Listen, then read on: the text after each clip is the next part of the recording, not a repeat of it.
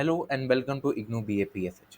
तो BPSC 143 state politics in India का आज हम 9th यूनिट देखने जा रहे हैं, जिसका टाइटल है स्टेट पार्टी सिस्टम्स। तो अगर हम भारत की बात करते हैं तो भारत एक रिप्रेजेंटेटिव डेमोक्रेसी है, जहाँ पर जो लोग हैं वो अपने प्रतिनिधियों को चुनते हैं और वो प्रतिनिधि उनके बिहाफ पर उनके लिए लॉस को फ्रेम करते हैं और उन्हीं को एग्जीक्यूट करते हैं। ये जो प्रतिनिधि होते हैं या जो रिप्रेजेंटेटिव्स होते हैं, ये मेनली पॉलिटिकल पार्टी से एसोसिएटेड होते हैं, जो कि पॉलिटिकल पार्टीज अपने कैंडिडेट्स को फील्ड पर उतारती है ताकि इलेक्शंस में उनको रिप्रेजेंटेशन मिल सके, ताकि लोग उन्हें वोट देकर पावर में बिठा सकें। तो पॉलिटिकल पार्टीज का मेन फोकस यही होता है कि कैसे हम लोगों के इंटरेस्ट को अपनी तरफ यहाँ पर जगाएं, साथ ही साथ गवर्नमेंट को कैसे चलाएं। ये होता है किसी भी एक पॉलिटिकल पार्टीज का मेन पर्पस।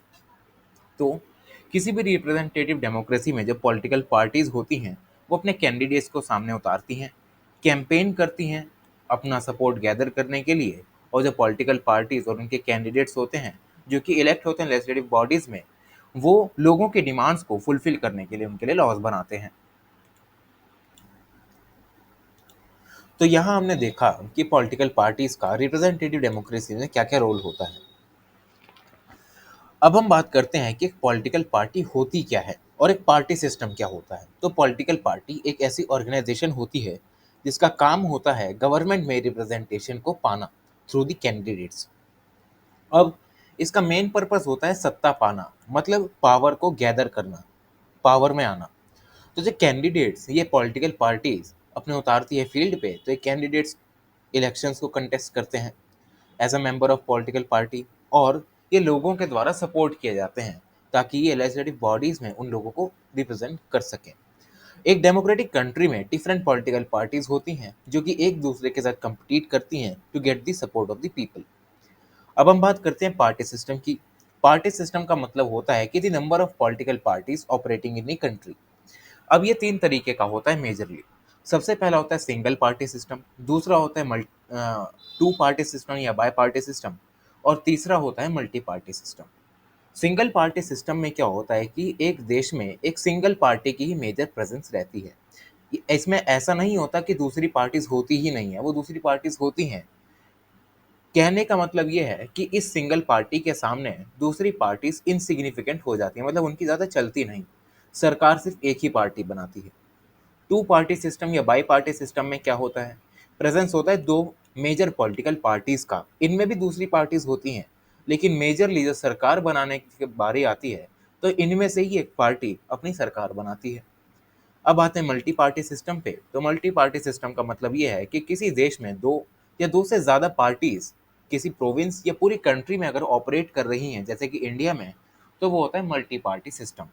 तो इससे हम ये देख सकते हैं कि जो presence of number of political parties है इंडियन स्टेट्स में, उससे हमें इंडियन स्टेट के पार्टी सिस्टम के बारे में पता चलता है कि किस तरीके से ऑपरेट करता है under the multi party system. अब हम बात करते हैं party systems in the states during the era of Congress dominance. तो जैसा कि हमें पता है कि 1950s यानी आज़ादी के बाद से 1960s तक मेजरली इंडियन स्टेट में क्या हुआ करता था कि जो नेशनल लेवल पे पॉलिटिकल पार्टी ऑपरेट करती थी 1970s तक, जिसने रूल किया, वो एक सिंगल पार्टी हुआ करती थी जो कि होती थी कांग्रेस। तो रजनी कोठारी एक बहुत ही रिनोन्ड स्कॉलर हैं इस पर्टिकुलर फील्ड के। वो ये कहते हैं कि जो पीरियड 1950 से 60s का था, ये इस पूरे पीरियड को as a era of Congress dominance या सिंपली कांग्रेस सिस्टम के नाम से पुकारते हैं, कि जिसमें सिर्फ कांग्रेस पार्टी ही हर स्टेट में और सेंट्रल लेवल पे रूल किया करती थी in most of the states. लेकिन ऐसा नहीं हुआ करता था कि सभी स्टेट्स में होता था। कुछ कुछ स्टेट्स ऐसी होती थी जहाँ पर नॉन कांग्रेस पार्टीज भी हुआ करती थी, जैसे केरल और जम्मू कश्मीर में सीपीआई यानी कम्युनिस्ट पार्टी ऑफ इंडिया का अच्छा खासा सपोर्ट हुआ करता था। और केरल में एक बार तो सीपीआई ने सरकार भी बनाई थी ड्यूरिंग द 1957 एंड 59। लेकिन मोस्ट ऑफ द स्टेट्स में हम ये देखते हैं कि कांग्रेस पार्टी जो है वो ही आज़ादी के बाद अगले 20 सालों तक यहाँ पर सत्ता में रहती है। तो इससे हम ये देख सकते हैं कि जो रजनी कोठारी ने कंसेप्शन दिया था सिंगल पार्टी डोमिनेंस का, वो बहुत ज़्यादा फिट होता है। लेकिन 1960s आते आते जो कांग्रेस का डोमिनेंस हुआ करता था, अब वो धीरे धीरे डिक्लाइन पे आया, जहाँ पर कांग्रेस की जब हार हुई 1967 के जनरल इलेक्शंस में, जहां उसे करारी हार का सामना करना पड़ा, लोकसभा में भी उसने अपनी 9 सीट्स गवा दी थी। उसके बाद से कांग्रेस में गुटबाजी चालू हो गई, जहाँ पर कांग्रेस के अंदर के लीडर्स ही किसी एक तरीके की आइडियोलॉजी को मानते थे और वहाँ से अलग होकर उन्होंने दूसरी पार्टी बना ली। तो फैक्शनलाइजेशन और हार की वजह से जो कांग्रेस थी, वो धीरे धीरे अपनी पकड़ खोती जा रही थी और इसी का फायदा उठाते हैं गठबंधन वाली यहाँ पर पार्टीज, जो कि गठबंधन की सरकार बनाती हैं नॉन कांग्रेस स्टेट्स में, जैसे कि हरियाणा, उत्तर प्रदेश और बिहार, वेस्ट बंगाल, उड़ीसा और मद्रास और केरला। ये सारी स्टेट्स ऐसी होती हैं जहाँ पर नॉन कांग्रेस पार्टीज अब धीरे धीरे सत्ता में आना चालू करती हैं और इन्हीं में से एक पार्टी होती है संयुक्त विधायक दल।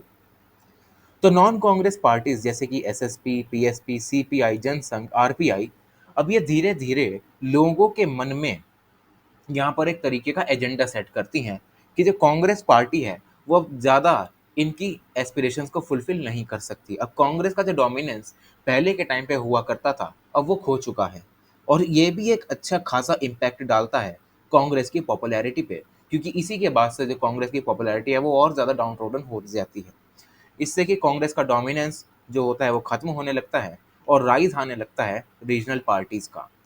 तो 1970s से 2020 तक इंडिया में टू पार्टी सिस्टम या मल्टी पार्टी सिस्टम एग्जिस्ट करता है in the different states of India. Two party system में मेजरली दो पार्टीज बीजेपी और कांग्रेस भारतीय राज्यों में अपनी सरकार बनाती हैं, लेकिन उसके बाद अगर हम देखें तो बहुत सारी स्टेट्स ऐसी भी होती हैं जहाँ पर इन दोनों की सरकार ही नहीं होती बल्कि वहाँ की कोई रीजनल पार्टी होती है। जैसे कि तमिलनाडु में डीएमके की पार्टी है और अभी देखिए झारखंड में तो जेएमएम की सरकारें हैं। तो ऐसी बहुत सारी स्टेट्स हैं जहाँ पर इन दो पार्टीज के अलावा भी जो पार्टियां हैं वो यहाँ पर रोल करती हैं। जो दो पार्टीज मेजरली यहाँ पर इन्फ्लुएंशियल रहती हैं वो यहाँ पर बहुत ही ज़्यादा डोमिनेट करती हैं और जो इंडियन की पॉलिटिक्स होती है, इंडिया की स्टेट की पॉलिटिक्स, उसमें अपना रोल प्ले करती हैं। इसी के साथ ही साथ जो मल्टी पार्टी सिस्टम इंडिया में रोल प्ले करता है वो भी एक अच्छा खासा इम्पैक्ट डालता है। अब हम बात करते हैं party systems in this states during the 1970s and 80s। तो जैसे ही 1967 के इलेक्शंस खत्म होते हैं और एक बाई पार्टी या multi party system Indian state में उभरने लगता है due to the poor performance of Congress in the 1967 elections, यही सबसे बड़ा कारण बनता है कांग्रेस के डिक्लाइन का, जहाँ पर कांग्रेस डिफरेंट डिफरेंट स्टेट्स में हारने लगती है 1960s के सेकेंड हाफ में, और यही इस पूरे फेज का एक मेन फीचर होता है। अब इस टाइम पर जो कांग्रेस होती है वो एक सिंगल पार्टी नहीं रह जाती, बल्कि अब कांग्रेस के सामने राइवल पार्टीज आना चालू हो जाती हैं और मेजरली इन राइवल पार्टीज में रीजनल पार्टीज ही आती हैं। जहाँ पर कांग्रेस नेशनल मूवमेंट से ओरिजिनेट हुई थी 1885 में, वहीं इसकी राइवल पार्टीज जो कि रीजनल पार्टीज होती हैं मोस्ट ऑफ द टाइम, वो लोगों की डिफरेंट एस्पिरेशंस को फुलफिल करने के लिए फ्रॉम द डिफरेंट स्टेट्स आगे मेन स्ट्रीम पॉलिटिक्स में आने लगती हैं। जहाँ पर ये रीजनल एस्पिरेशंस जो कि उनके फाउंडिंग फादर्स होते हैं उनके प्रिंसिपल्स पर चलकर ये पार्टियां आगे मेन स्ट्रीम पॉलिटिक्स में अपना रिप्रेजेंटेशन देती हैं। जैसे कि टू पार्टी सिस्टम में जो उस समय पर रहा करता था 1970 से 80s तक, तो उसके बारे में भी हमें एक एग्जाम्पल दिया गया है। जैसे कि उत्तर प्रदेश में जो चरण सिंह थे, उन्होंने एक रीजनल पार्टी को ढूंढा 1969 में, जिसका नाम था भारतीय क्रांति दल यानी बीकेडी। इसका प्रिंसिपल सपोर्ट वहाँ की फार्मिंग कम्युनिटीज हुआ करती थी, जैसे कि जाट, यादव और जो केरमीज हुआ करते थे उन रीजन्स में रहने वाले, इन सभी से बीकेडी को अच्छा खासा सपोर्ट मिलता था और ये कांग्रेस के सामने एक राइवल की तरह खड़ी हुई थी। अब दूसरा फीचर ये था कि 1977 से 80 का जो हमारा दौर था उसमें जो जनता पार्टी होती है वो भी एक अच्छी खासी पकड़ अपनी मजबूत कर लेती है, ताकि कांग्रेस को वो एक मार्जिनल पोजीशन पर लाके खड़ा कर सके। अब धीरे धीरे जनता पार्टी भी यहाँ पर कांग्रेस की तरह सेंटर में सरकार बनाने लगती है और सेवरल स्टेट्स में भी जो जनता पार्टी की सरकारें हैं वो बनने लगती हैं। अब इस जनता पार्टी का अगर हम ओरिजिन देखें तो जनता पार्टी बहुत सारी पार्टी से मिलकर बनी है जो कि कांग्रेस पार्टी के ओपोजिशन में हुआ करती थी, और ये सारी चीज़ें बढ़ गई जून 1975 से मार्च 1977 के बीच में, क्योंकि ये समय ऐसा था जहाँ पर कांग्रेस पार्टी अपनी कुर्सी को बचाने के लिए स्वर्गीय इंदिरा गांधी जी अब यहाँ पर इमरजेंसी को इम्पोज कर देती हैं, और ये अच्छा खासा फ्यूल का काम करता है नॉन कांग्रेस पार्टीज को कांग्रेस के खिलाफ खड़ा करने के लिए। तो जो पार्टीज जनता पार्टी के साथ इंक्लूडेड थी उसमें जनसंघ, भारतीय लोक दल, कांग्रेस ओ, सीएफडी भी हुआ करती थी। लेकिन जनता पार्टी भी ज़्यादा समय तक चली नहीं। ये भी डिसइंटीग्रेट होती गई ड्यू टू दी इंटरनल डिसेशंस। इसमें भी गुटबाजी होने लग गई, इनके अलग ही अपने नेता अलग होने लग गए। साथ ही साथ कोई नेता ऐसा था जिससे पार्टी में कुछ मदद संबंध नहीं हुआ करते थे, वो भी अब टूट टूट के बाहर निकलने लग गए थे। तो इन्हीं सब कारणों की वजह से जनता पार्टी भी यहाँ पर टिकती नहीं है। तो ये इसका एक बहुत ही इंपॉर्टेंट दो फीचर होते हैं, जहाँ पर जो पार्टीज 1978 से मतलब 1970 से 1980 तक रहती हैं, वो भी अच्छा खासा रोल प्ले करती हैं उस समय की इंडियन पॉलिटिक्स में। लेकिन वही अदर पार्टीज जैसे कि जनता पार्टी भले ही थोड़े थोड़े समय के लिए लेते हैं, लेकिन उनका जो इफेक्टिवनेस होती है वो अब धीरे धीरे बढ़ने लगता है और वोटर बेस भी अच्छा खासा गेन कर लेती हैं। अब हम बात करते हैं party system in the states since the 1990s। तो 1990 से 2010 तक का जो समय था वो मल्टी पार्टी सिस्टम या टू पार्टी सिस्टम्स पे आता है, जहाँ पर मल्टीप्लिकेशन ऑफ पॉलिटिकल पार्टीज हमें दिखाई देने लगता है। और धीरे धीरे इंडियन स्टेट्स में अब नई नई पार्टीज उभर के सामने आने लगती हैं। और इस पीरियड को हम ये कह सकते हैं कि इस पीरियड में जो इकोनॉमिक रिफॉर्म्स आए थे 1991 के, वो भी एक बहुत बड़ा रोल प्ले करते हैं, जिससे कि जो रीजनल पार्टीज होती हैं वो फेडरल स्ट्रक्चर में अपना अच्छा खासा इन्फ्लुएंस डालने लगती हैं। तो इसी कंटेक्स्ट में लॉरेंस सेज जो हैं 2002 की अपनी राइटिंग में ये कहते हैं कि जैसे ये सेंचुरी बिगिन होती है 2000 वाली, यहाँ पर जो 12 स्टेट्स होती हैं इंडियन यूनियन की, उसमें रीजनल पार्टीज अच्छी खासी प्रोमिनेंट पोजीशन को एक्वायर करके रखती हैं, जहाँ वो सरकारें बनाती हैं और राज्य की विधानसभाओं में अच्छा खासा काम उनके लिए करती हैं। अब ये जो पार्टीज बनती हैं तो ये पार्टीज कुछ सोशल ग्रुप्स द्वारा बनाई जाती हैं। अब ये सोशल ग्रुप्स जैसे जैसे इकोनॉमिक रिफॉर्म्स के बाद सोसाइटी में चेंजेस आने लगते हैं और जैसे जैसे फैक्शनल लीडर्स, कुछ ऐसे यहाँ पर नेता होते हैं जिनको अच्छे तरीके से यहाँ पर पॉलिटिकल रिप्रेजेंटेशन नहीं मिलता, तो ये ऐसे सारे लोग इस समय पर मेजरली हमें यहाँ पर आते हुए दिखाई देते हैं, जो कि पार्टीज़ में यहाँ पर अपनी जगह बनाने लगते हैं। और नंबर ऑफ पॉलिटिकल पार्टीज़ में हमें इसी तरीके से यहाँ पर इंक्रीज देखने को मिलता है। तो जैसे कि पिछले कुछ यूनिट्स में हमने देखा था कि 1950 से 80s का जो समय था वो पार्टी सिस्टम से शिफ्ट होने का था, जहाँ पर सिंगल पार्टी से अब इंडिया जो है बायपोलर सिस्टम की तरफ जा रहा था। तो इस समय यानी 1990s का जो समय हुआ करता था, ये समय सबसे ज़्यादा डिसाइसिव था, क्योंकि इस समय पर नई नई रीजनल एस्पिरेशंस के साथ साथ नई नई पॉलिटिकल पार्टीज भी मल्टीप्लाई हुआ करती थी और इंडिया अब धीरे धीरे मल्टी पार्टी सिस्टम की ओर अग्रसर हो रहा था। तो अब हम बात करते हैं multi party system in the states की। तो 1990s का जैसे ही ये समय आता है तो multi party system Indian state politics या इंडियन स्टेट पार्टी सिस्टम का एक मेजर फीचर बन जाता है।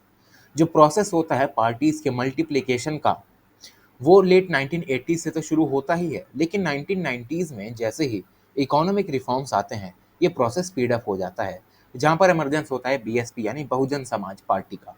और जो बहुजन समाज पार्टी होती है, ये बहुजन समाज यानी जो हमारा सोशल ग्रुप जैसे कि बैकवर्ड सोशल ग्रुप्स हो गए, उनकी प्रॉब्लम्स को एड्रेस करने के लिए पार्टी बनाई जाती है, जिसमें बहुत सारे ग्रुप्स इंट्रोड्यूस किए जाते हैं जैसे कि ओबीसी, दलित, विमेन और रिलीजियस माइनॉरिटीज़। तो जो बीएसपी होती है इसका सपोर्ट बेस अगर हम देखें तो डिफरेंट सोशल ग्रुप्स में रहता है, जैसे कि दलित वगैरह हो गए, ओबीसी हो गए, विमेन और कुछ धार्मिक जो हमारे माइनॉरिटीज़ हैं वो भी। तो इनकी लीडर मायावती बनती हैं। 1990 से 2010 तक के टाइम तक ये 4 बार उत्तर प्रदेश की मुख्यमंत्री बनती हैं, जिनका फोकस रहता है इन सभी मार्जिनलाइज्ड ग्रुप्स की वेलफेयर प्रोग्राम्स को इंट्रोड्यूस करने के लिए और जो भी दलित और जो दूसरी कम्युनिटीज़ हैं उनके कल्चरल सिंबल्स को रिकॉग्निशन या सेफगार्ड देने के लिए। लेकिन अगर हम यूपी के थोड़े समय आगे जाएं तो 1988 से जो जनता दल होता है वो भी अब धीरे धीरे यूपी में पकड़ बनाता है। लेकिन यूपी में आते ही ये जनता दल होता है वो दो में डिवाइड हो जाता है। एक होता है आरएलडी जो कि अजीत सिंह द्वारा लेड किया जाता है और दूसरी होती है सपा यानी समाजवादी पार्टी, जिसको यहाँ पर लीड करते हैं मुलायम सिंह यादव। तो over the period of time different political parties UP में अपना इन्फ्लुएंस बनाती हैं। डिफरेंट इलेक्शंस में वेरिएशन हमें देखने को मिलता है, जैसे कि कभी बीएसपी की सरकार बनती है कभी सपा की सरकार बनती है, तो कभी आरएलडी की बन जाती है। तो इस पीरियड में जो कांग्रेस का इन्फ्लुएंस होता है वो बहुत ही डिक्लाइन पर जाता है। वहीं जो दूसरी पार्टीज जैसे कि सपा, आरएलडी, बीएसपी, बीजेपी, इन सभी पार्टीज का इन्फ्लुएंस बढ़ने लगता है। अगर हम बिहार की बात करें तो बिहार में भी 1990s के समय से मल्टी पार्टी सिस्टम की शुरुआत हो जाती है, जहाँ पर बहुत सारी मेजर पार्टीज बनती हैं जैसे कि आरजेडी, राष्ट्रीय जनता दल यूनाइटेड, लोक जनशक्ति पार्टी, भारतीय जनता पार्टी और कांग्रेस जो है, इन सभी पार्टीज के साथ यहाँ पर जो बिहार है वो आगे आता है। लेकिन साथ ही साथ यहाँ पर बिहार में कुछ छोटी छोटी पार्टीज भी बनती हैं जैसे कि HAM यानी हिंदुस्तान आवाम मोर्चा, ठीक है, जो कि यहाँ पर जीतन राम मांझी द्वारा लीड की जाती है। उसके बाद RLSP, राष्ट्रीय लोक समता पार्टी, ये उपिंदर कुशवाहा जो हैं इनको लीडर बनते हैं। तो ये सारी चीज़ें बिहार में 1990 से समय से होने लगती हैं।